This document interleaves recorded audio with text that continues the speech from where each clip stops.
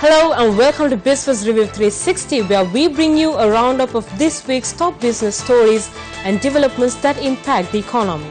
I'm Azra Hassan, and on our top story this week, the central bank is considering going for a second international sovereign bond issue this year to better manage debt. Central Bank Governor Dr. Indrajit Kumaraswamy said Sri Lanka is looking to go to the international markets again this year, but the current law has to be amended to allow the government to borrow for liability management. So we, according to our calculation, we anticipate gross reserves to be about 7.2 billion by the end of this year. So how are we going to get there? Because we are at about 5 billion now. So you have the international sovereign bond of 1.5 billion. You have a syndicated loan of 450 billion. The central bank anticipates making direct purchases from the market of 1.2 billion. The government's asset sale program of hotels, non-strategic assets like hotels, etc., we reckon there could be about 500 million raised through that. And if the Hambantota deal goes through, the first two tranches, 100 million will come on signing and 300 million after 3 months, so that's another 400 million. So if you add all that up, and then of course there will be outflows in terms of debt servicing. I think there's about 2 billion of debt servicing left this year. In fact, about 2.6 billion to the entire year. We have already made around 50% of that. Okay. So then you have to net it out with the debt servicing. It's about 1.4 billion. 1.4 billion. Yeah. So we reckon we'll end up with about 7.2 billion. Now we may, with the change in the law, do a little bit more borrowing from the international capital markets for liability management in the future. So there could be a little bit more borrowing. Under the current law, it is the Parliament that sets a limit for foreign borrowings. The government's total debt servicing for 2017 stands at $2.6 billion, out of which the government has already settled $1.3 billion. Governor Kumaraswamy said the main focus and challenge should be to boost exports. The real challenge is to increase exports. Of course, things like the Hambantota port are very useful because they are non-debt creating inflows. On top of that, it's for a built asset, so there is no kind of outflow as the plant and machinery is built because it's already built, the asset. So that kind of FDI is clearly extremely helpful. But on top of that, in the medium term, the way to make our debt dynamics more favorable is to increase exports. So that's really the challenge. Because unlike in the past, the intention is not to artificially boost growth. The focus is on now stabilizing the economy, to strengthen macroeconomic fundamentals, and to get sustained growth through investment. See, that's how you really have to strengthen the growth framework by an improved investment performance, not by either pumping in money out of the budget or pumping in money through the credit channel, because then it's artificial. It's all artificial. You get a sugar high and then you have to hold brakes and stabilize again. So this time around we want to break that stop-go cycle.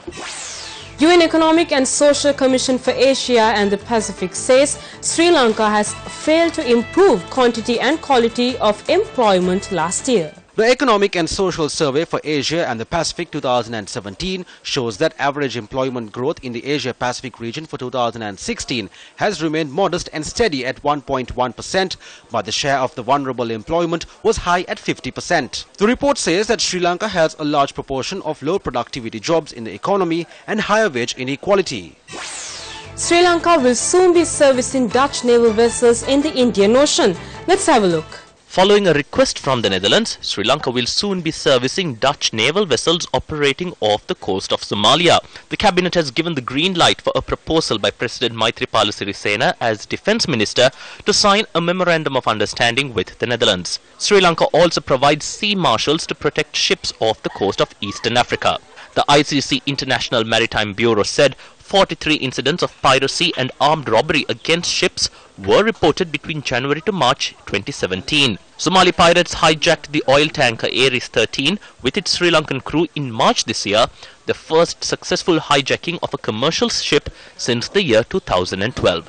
On the other side of this break, a chat with Jan Bellezza, the World Bank's Vice President for Equitable Growth, Finance and Institutions. Stay tuned, we'll be back right after this short commercial break. Welcome back to the program.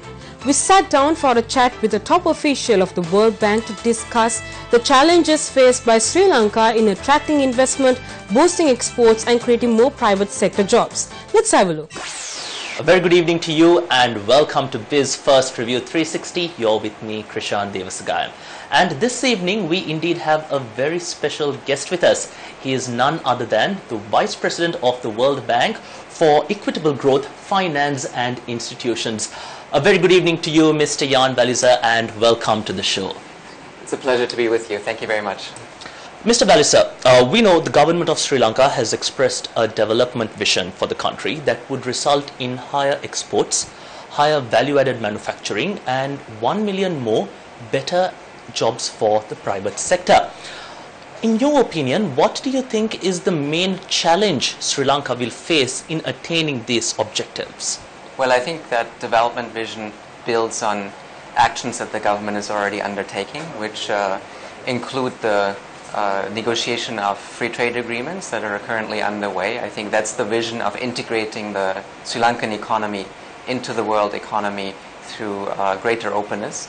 The challenge, I think, that will come is to prepare the economy for the need for greater competitiveness, to integrate into global value chains, because that's really where the jobs today are, and to see how to leverage the skill set and the strength of the Sri Lankan population for producing those goods that can be part of these value chains. So I think it's really the process and the policy process on the government side of combining the external arrangements that are being made to integrate into these large economies by having free trade agreements, with preparing the local business and the local private sector for the integration into these economies through strengthening their competitiveness, improving the business environment in Sri Lanka, and enhancing overall the way in which the private sector can operate, including through better access to finance.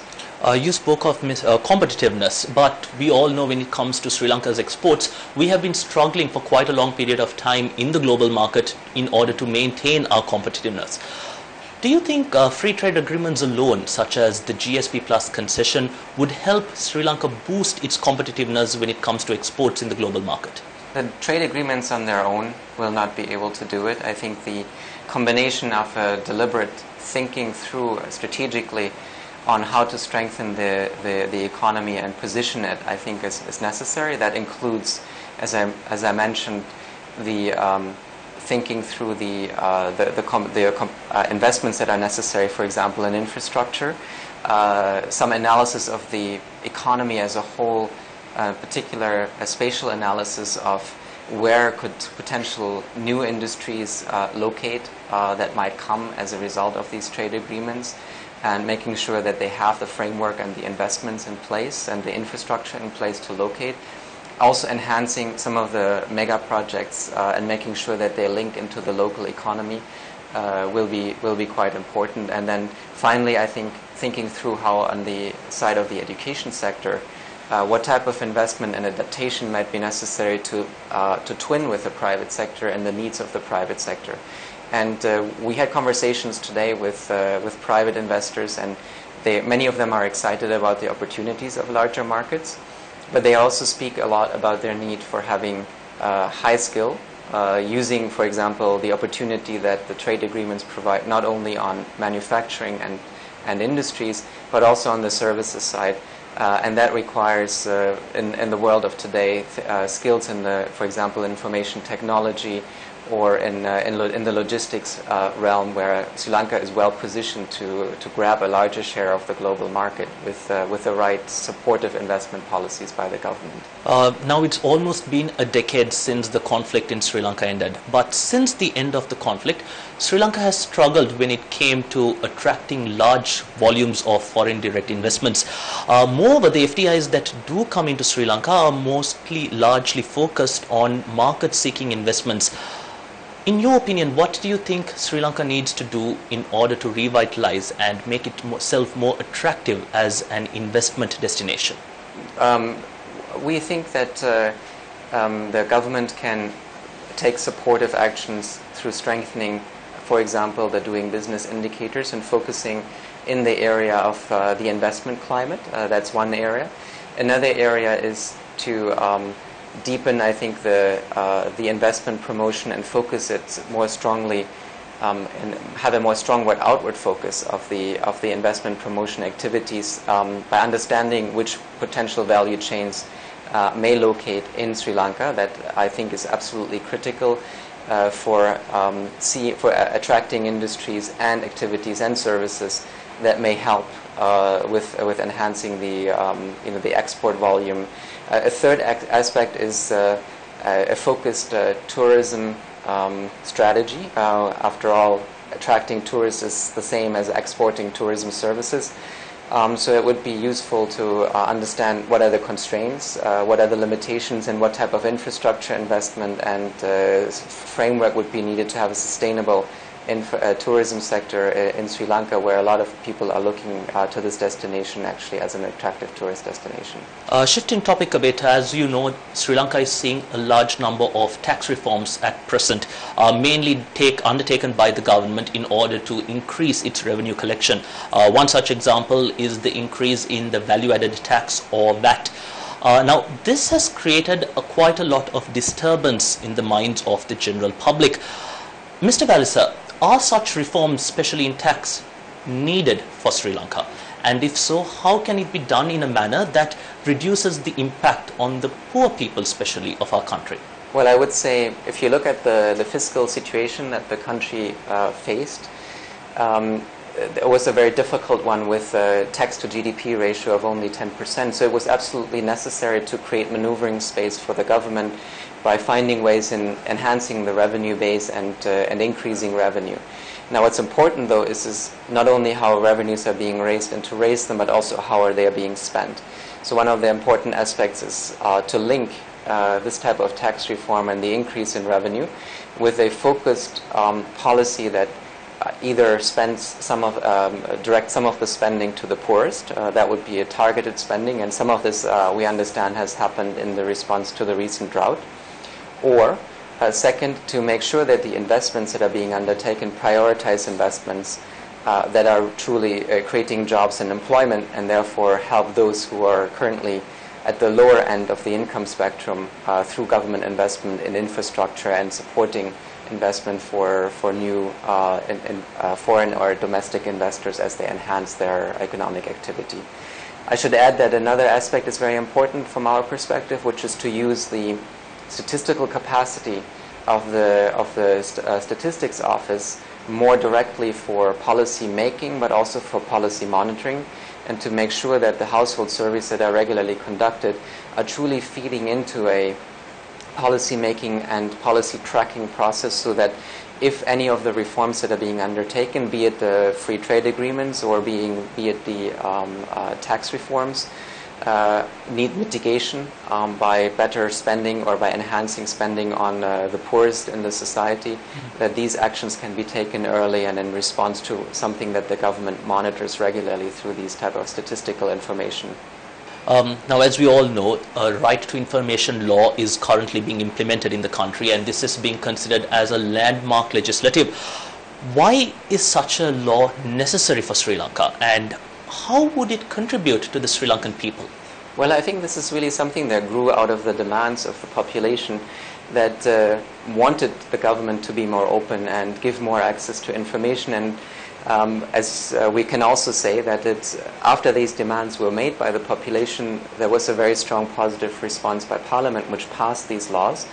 We've had conversations with both the government and the commission that now has been put in place to oversee implementation. And we understand that throughout all the administration that in fact information officers have been put in place and are being trained so that they can help officers in the administration to understand what the requirements under the law are to disclose information.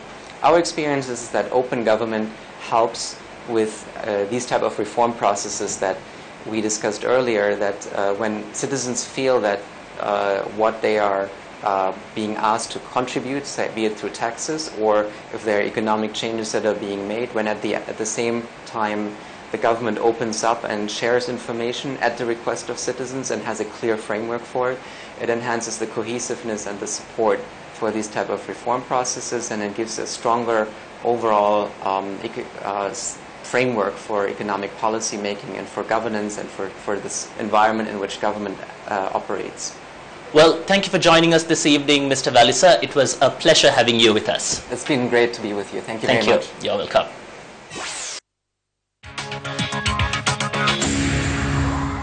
Welcome back. You're with BizFirst Review 360. The Bandaranaike Center for International Studies hosted Dr. Joshua White, a U.S. scholar and a former lawmaker on Obama, Trump and the emerging Asian order. Here are some highlights related to U.S. interests in Sri Lanka. You know, the last thing I'll say about what we might see in Asia is that we may well see more security funding and less economic assistance in general. Now, if President Trump has his way, that's exactly what we would see because he put it in his budget. The way that the American system of government works is that our Constitution is designed that nobody can do what they want quickly without somebody else slowing them down. So in our system, the president presents a budget that is a beautiful document. It's like this thick. It's got a nice shiny cover. It is basically a political statement. And then the Congress says, well, that's very cute. That's a beautiful book. It has a nice cover. And we'll read it for interest like it's a work of fiction, but we're going to actually write the budget. And so that's what's happening right now, where they've looked over at what the president wants, and they say, we're going to write the budget. And there are enough members in Congress who are invested in U.S. economic assistance that I think it probably won't be cut as dramatically as is being reported. But we probably will see greater spending on defense, greater spending on naval platforms, and somewhat less funding on economic assistance that the U.S. has done for years. Why does the U.S. care about Sri Lanka? I think there are three reasons that come to mind that I experienced working on Sri Lanka policy. The first, very genuine, is the long-standing people-to-people ties, the long-standing relationships, the history that goes back, many decades, and the significant Sri Lankan population in the United States. And that's something that's very real to our lawmakers and is felt very much working in the administration as well. The second, and I think this was framed a little bit different under President Obama, but it was that the United States has an interest in seeing a stable Sri Lanka be a contributor to the community of nations. And to President Obama, this was about recognizing that Sri Lanka had come through a very difficult season after many years, and that he wanted to be very clear that the U.S. would stand with any country that wanted to move toward openness, that wanted to move toward good governance, and that wanted to move toward responsibly dealing with its past. Not just because that's good for some ideal of the way the world ought to be, but because it actually makes for a more stable Sri Lanka. An interest in Sri Lanka's sort of geo-economic role. And there has been, over the last, especially I can say through the Obama administration, a greater emphasis on the Indian Ocean region and the value that the Indian Ocean region has to the United States. This is because, of course, of the energy transit and the goods transit through the Indian Ocean, because of the risks of piracy and counterproliferation, and frankly because of the rise and reach of China into the Indian Ocean. This has all occasioned interest that I was a part of near the end of the Obama administration, where there was a lot more interest. And I think there was more interest because of what had happened in the region, because of India's Act East and China's One Belt, One Road and political transition in Myanmar. There was an interest in seeing the region more broadly. And so, you know, these three interests, I think, are the same today as they were in the Obama administration and before that. And we may see that the relative prioritization of these interests change a little bit in a Trump administration. The weighting might change, but I think, to me, it seems like these are three core interests that will continue. The new senior director for South Asia at the White House, Lisa Curtis, has had a long personal and professional interest in Sri Lanka, and probably more so than most people in Washington. And if you read her writings, she came from the Heritage Foundation. You'll see, I think,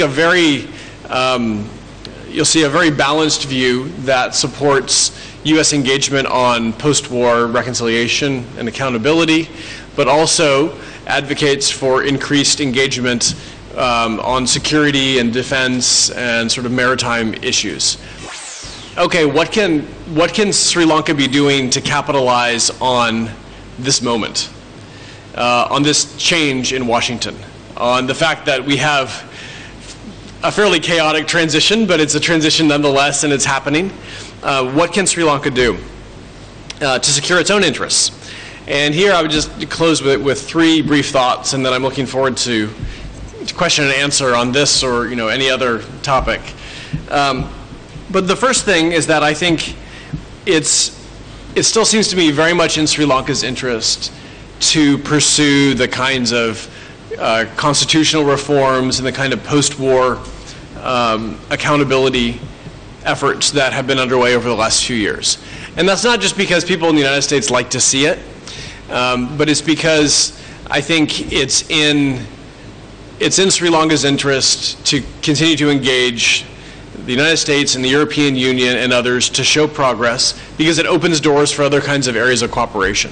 And I saw this working at the White House, working on defense policy with Sri Lanka, that the more that Sri Lanka government showed that it was committed to these kind of issues, the more we could do in a security space. And I think that's probably still true. The TPP is either dead or hibernating or has gone off in a cave somewhere and might come back, might not come back. Who knows? Who knows what history holds for the TPP? But the TPP would have presented some challenges for Sri Lanka.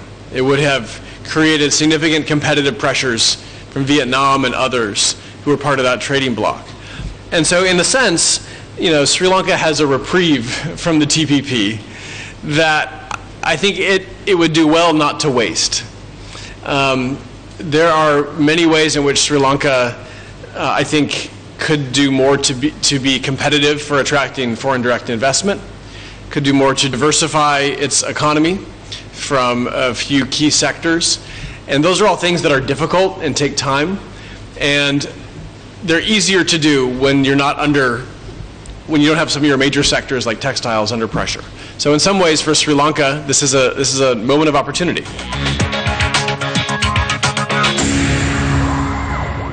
That's all the news we have for you tonight. We'll be back next week. Till then, good night and have a wonderful weekend.